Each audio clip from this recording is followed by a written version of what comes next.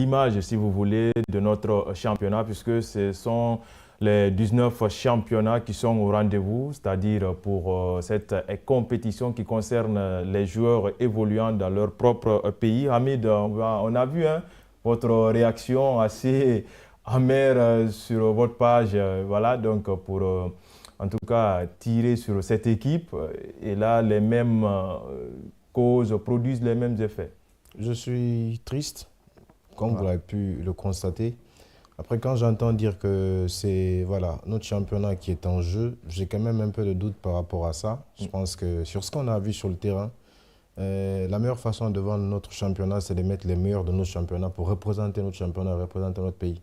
Quand les choix sont étriqués, quand les choix mettent en avant autre chose que la compétence, que la performance, que ce que les joueurs ont réalisé sur la saison, franchement, on récolte des conséquences comme ça. Moi, je suis triste parce que, comme vous, comme moi, on a tous constaté que dans ces rangs-là, il y a des jeunes assez talentueux qui ont montré qu'ils sont talentueux, que s'ils sont mis dans de très bonnes dispositions, que si de bons choix sont opérés, ils sont capables de faire quelque chose.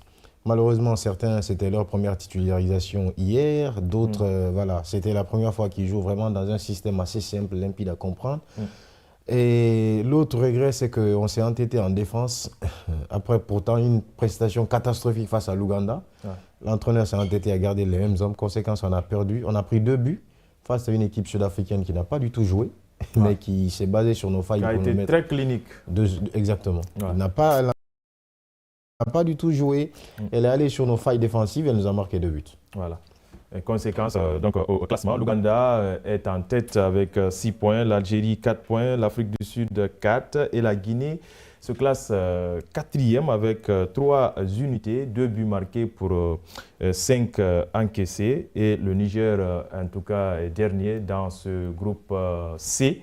Et voilà, la prochaine sortie de la Guinée, c'est ce vendredi 15 août contre l'équipe algérienne, les Fennecs. Oui, un autre client très très sérieux et puis un adversaire difficile à manœuvrer. On en dira davantage dans les autres émissions et voilà, tout au long de cette émission par rapport, tout au long de la compétition, j'allais dire par rapport à l'évolution de l'équipe guinéenne dans ce championnat d'Afrique des Nations. Place au groupe D, voilà, c'est la 2e journée ce mardi. Le Sénégal, tenant du titre, qui a réussi sa première sortie contre un autre géant du football continental, c'est le Nigeria. Et aujourd'hui, qui a à cœur, Yaya, de surfer sur cette très bonne dynamique et composter le ticket pour les quarts de finale.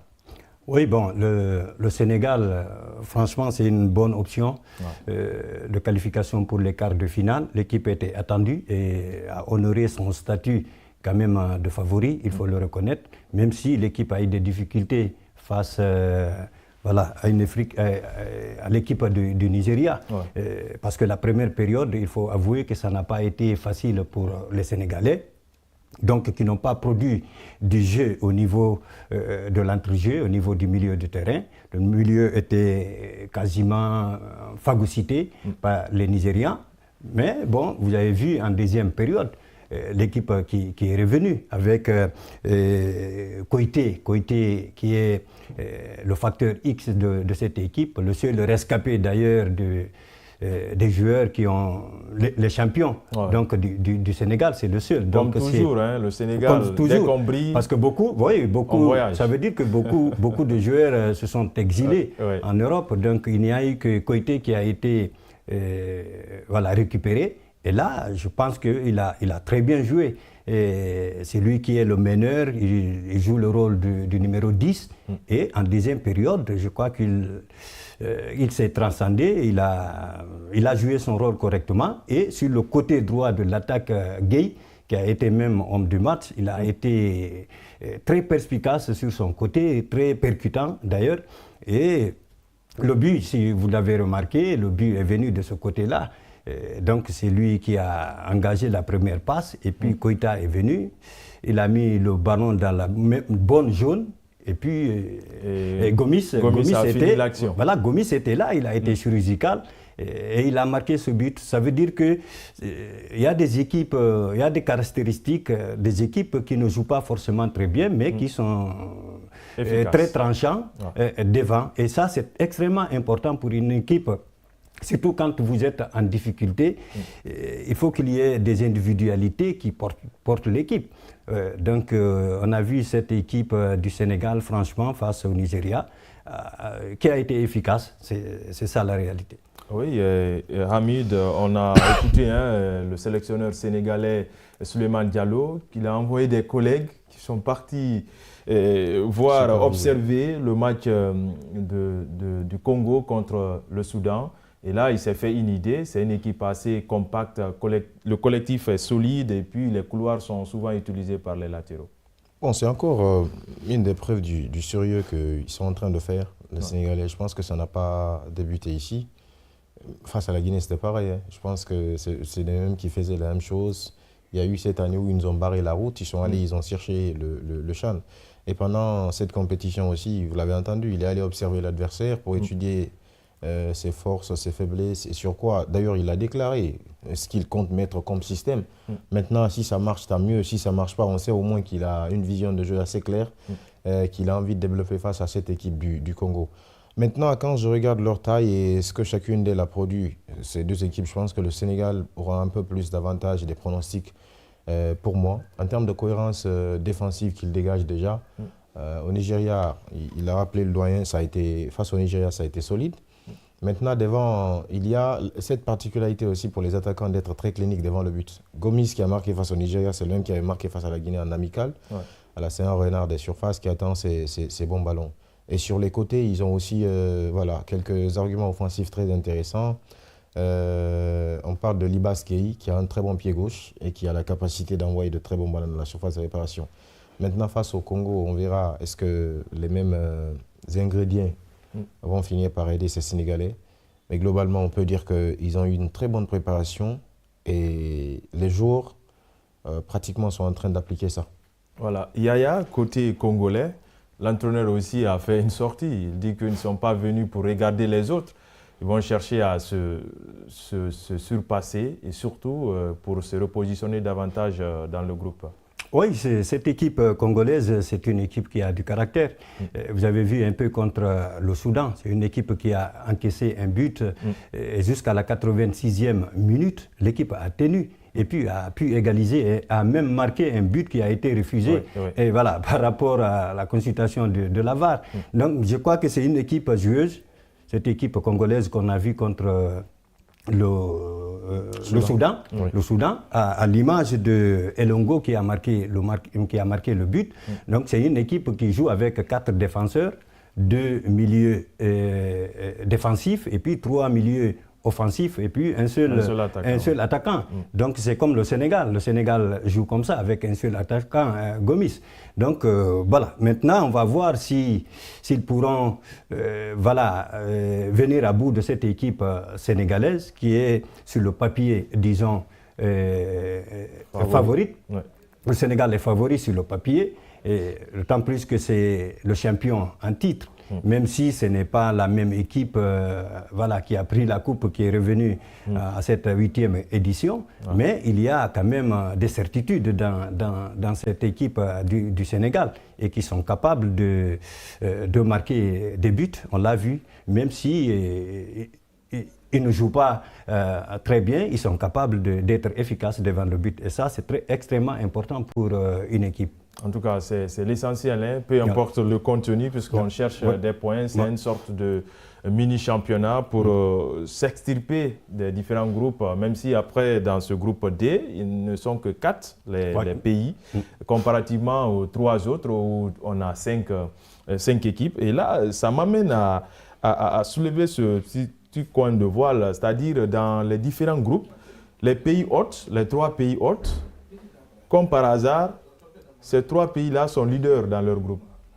Ouais, je pense qu'il y a cet effet qu'ils soient poussés par leur public. Après, il faut quand même avoir un peu de respect pour les travaux que les entraîneurs ont abattus. La Tanzanie, il n'y a déjà pas de surprise parce qu'on sait que c'est le même entraîneur qui réalise un très bon boulot à la tête de l'équipe A. Donc, pratiquement, c'est des jeunes qu'il a sous la main régulièrement. Il les connaît, il suit régulièrement ce championnat tanzanien. dans lequel il y a eu d'énormes investissements. Et il faut aussi dire, ils ont vraiment préparé cette compétition. Après, c'est pareil pour nous, hein, pour le cas de la Guinée. Franchement, il faut être honnête de dire qu'on a suffisamment préparé nous aussi le CHAN, parce qu'il y a eu quand même un stage au Maroc. Il y a eu le temps nécessaire pour Exactement. cela. Ouais. Pour cette fois, les bouchées ont été mises doubles. On a eu un stage au Sénégal, stage au Maroc, stage au Cameroun. Ouais. Je pense qu'il n'y avait pas mieux en termes de préparation. Voilà, c'est dans les choix, on s'est un petit peu trompé. Maintenant, du côté du Kenya, ils ont fait un très bon choix en allant chercher Benny McCarthy. On connaît la qualité de formation des entraîneurs sud-africains, des entraîneurs marocains sur le continent. Ils ont la réputation d'avoir de très bons techniciens. Il a fait un travail solide et on sent ça sur l'équipe.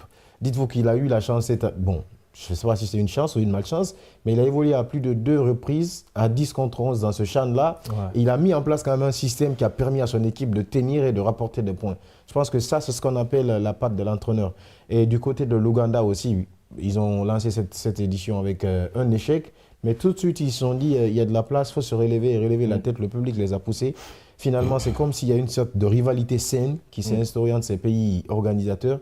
Au final, ils sont tous partis pour sortir des poules, même si pour l'Ouganda, il reste encore des interrogations parce qu'il y a quand même l'Afrique du Sud et l'Algérie qui sont en pole position. Et voilà, Yaya, ça veut dire tout simplement que les 3 se regardent.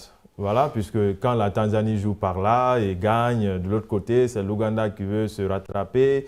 Le Kenya surtout qui a créé de la sensation en venant à bout de l'ogre marocain en infériorité numérique. Et on a vu le stade en ébullition.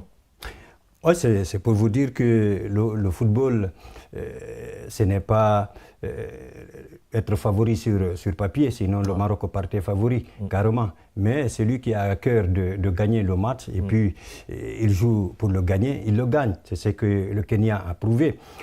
Vous vous souviendrez que le Kenya-Tanzanie, le premier match, ils ont pu se tirer d'affaire. Mais l'Ouganda a été battu dans le même temps par l'Algérie. Donc ça a été, je crois, une déclic pour cette équipe ougandaise pour dire attention, les 2 autres pays organisateurs ont gagné, mais maintenant, nous perdons sur un score fleuve de 3 buts à 0. Donc ça veut dire qu'il faut qu'on se reprenne et puis aborder le match. Vous avez vu le match contre la Guinée, c'est le même score qu'ils ont infligé à la Guinée, avec l'apport du public. Je pense que c'est ce qui est intéressant dans l'organisation des compétitions.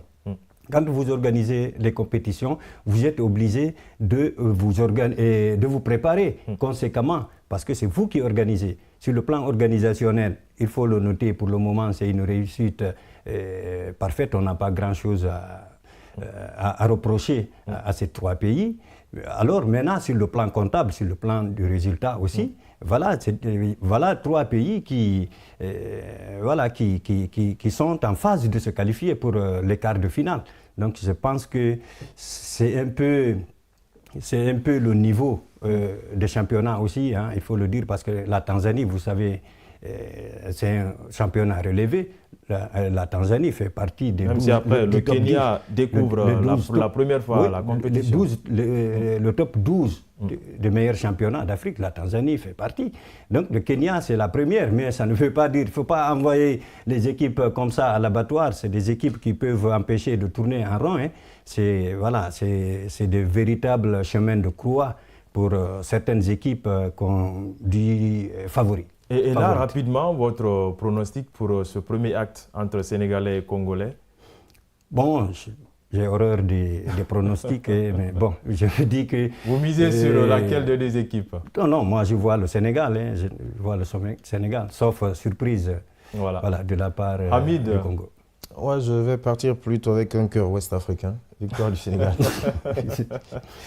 Et voilà, chers téléspectateurs, restez sur place parce que tout de suite, on va aller au Stadium Aman de Zanzibar, un petit stade de 15 000 places où se trouve le groupe D. Et cette affiche du jour, la première de cette 2e journée dans le groupe D, Sénégal-Congo, c'est tout de suite. Et maintenant, on reviendra à la mi-temps pour voir laquelle de 2 équipes s'est tirée d'affaire pour ce premier acte.